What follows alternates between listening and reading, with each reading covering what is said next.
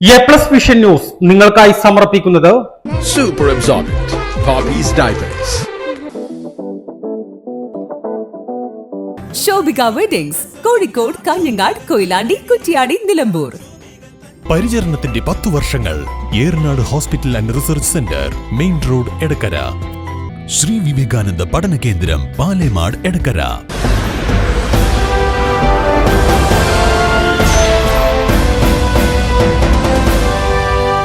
മജിസ്ട്രേറ്റിനോട് പറഞ്ഞു, ഞങ്ങൾ പറഞ്ഞു എന്നുള്ളത് കൊണ്ട് നിങ്ങൾ അതിൻ്റെ മുകളിൽ തീരുമാനം എടുക്കണം. നിങ്ങൾക്ക് സ്വന്തമായിട്ട് ആലോചിച്ച് യുക്തമെന്ന് തോന്നുന്ന, ശരിയെന്ന് തോന്നുന്ന, നീതി എന്ന് തോന്നുന്ന തീരുമാനം നിങ്ങൾ എടുത്തോളൂ എന്നാണ് കോടതി പറഞ്ഞത്. കേസ് എടുക്കണ്ടെന്ന് പറഞ്ഞിട്ടില്ലല്ലോ. ഞാൻ ഉറങ്ങി നീറ്റിന് ശേഷമുള്ള കാര്യം എനിക്കറിയില്ല. ഞാൻ ഉറങ്ങുന്ന മുമ്പുള്ള സിറ്റുവേഷനാണ് പറഞ്ഞത്. എന്ത് കേസ്? ഇത്ര കേസ്? കേസ്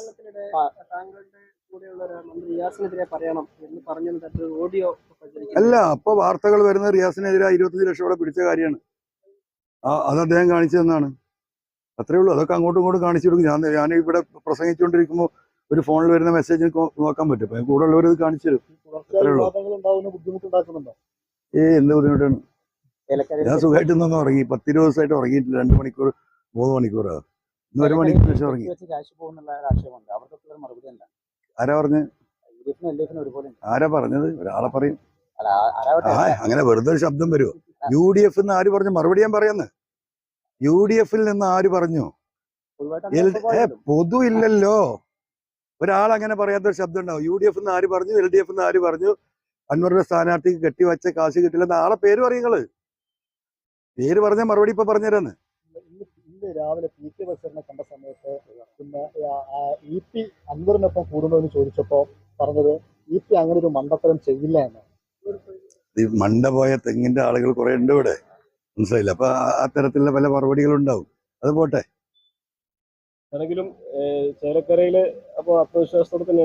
പിന്നെ നമ്മൾ ആത്മവിശ്വാസം, നമ്മൾ 10,000 വോട്ട് പിടിക്കാൻ പോയതാ. നമ്മൾ ഈ പറയുന്ന പൊളിറ്റിക്കൽ എന്താ പറയാ ഇഷ്യൂസിന്റെ മുകളിൽ, അതിന്റെ ഈ കേരളത്തിലെ നമുക്കറിയാലോ അതിപ്രസരമുള്ള രാഷ്ട്രീയമുള്ള നാടാണ്. അപ്പോൾ ഒരു ബന്ധവുമില്ലാത്ത നാട്ടിലേക്കാണ് പോയത്. പാറപ്പുറം എന്ന് വേണമെങ്കിൽ പറയാം. ഒരു മനുഷ്യനുള്ള സകല സ്ഥലത്ത് ആ പാറയിൽ പോയി കുഴിച്ചാണ് ഞങ്ങൾ ഈ കാര്യങ്ങൾ ഇതുവരെ പറഞ്ഞത്. അവിടെയാണ് ഞാൻ നിവർന്നു നിന്ന് അങ്ങോട്ട് പറയുന്നു, 20,000 വോട്ടിന്റെ മുകളിലേക്ക് സ്ഥാനാർത്ഥിയുടെ ജയം വരെ എത്താം എന്നതാണ് ഞാൻ മനസ്സിലാക്കുന്നത്. പ്രസ്ഥാനത്തിന്റെ മുന്നോട്ട് പോക്കിനെ ഈ ചേലക്കരയിൽ നേടുന്ന വോട്ടുകൾ വലിയ പ്രധാനപ്പെട്ടതാണ് ഭാവി പരിപാടികൾക്ക്. അങ്ങനെയൊന്നുമില്ല. അവിടെ ഇനിയിപ്പോൾ വോട്ടിട്ടില്ലെങ്കിൽ ഈ പരിപാടി നിർത്തി പോകാൻ പറ്റുമോ? നമ്മളിപ്പോൾ ഈ മലയോര മേഖലയിലെ സമരമായിട്ട് മുന്നോട്ട് പോകണം.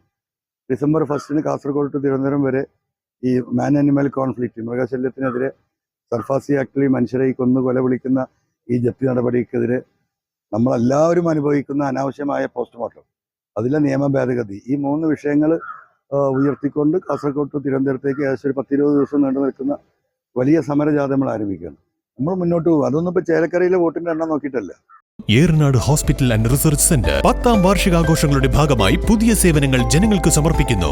എടക്കരയിൽ ആദ്യമായി ലേബർ സ്യൂട്ടോട് കൂടിയ ഡെലിവറി കോംപ്ലക്സ്, അന്താരാഷ്ട്ര നിലവാരത്തിൽ സജ്ജീകരിച്ച ലെവൽ 3 NICU, അഡ്മിറ്റ് രോഗികൾക്കായി പ്രീമിയം ഡീലക്സ് റൂമുകളോട് കൂടിയ ന്യൂ ബ്ലോക്ക്, 24 മണിക്കൂറും പ്രവർത്തിക്കുന്ന എമർജൻസി ട്രോമ കെയർ യൂണിറ്റ്, സർജറികൾക്കായി ആധുനിക സംവിധാനങ്ങളോട് കൂടിയ operation theatre, keyhole surgery unit, മുഴുവൻ സമയം scanning unit, X-ray, lab, physiotherapy സേവനങ്ങൾ തുടരുന്നു. പരിചരണത്തിന്റെ 10 വർഷങ്ങൾ. Eranad hospital and research centre, main road, Edakkara.